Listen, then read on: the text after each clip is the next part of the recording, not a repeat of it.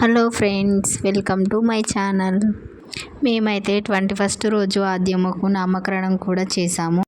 పెద్దగా హడావిడి లేకుండా మా చుట్టాలను అంటే మా దగ్గర బంధువులను పిలిచి ఆద్యమ్మకు పేరైతే పెట్టేశాం అనుకుంటాం. కానీ మనం మన ఫంక్షన్లో అస్సలు ఎంజాయ్ చేయలేమండి బాబోయ్. ఆ రోజైతే చిట్టి తల్లి చాలా ఏడ్చేసింది. తనని చూసి నాకు కూడా ఏడుపు వచ్చింది. ఇదిలా ఉండగా తగుదున్నమ్మా అనుకుంటూ వర్షం కూడా మాకు తోడయ్యింది.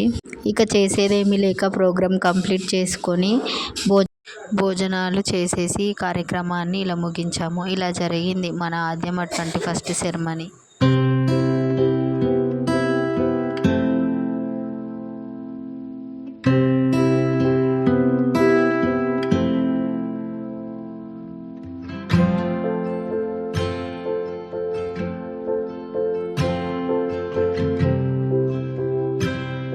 Thank you for watching and please subscribe, share, like.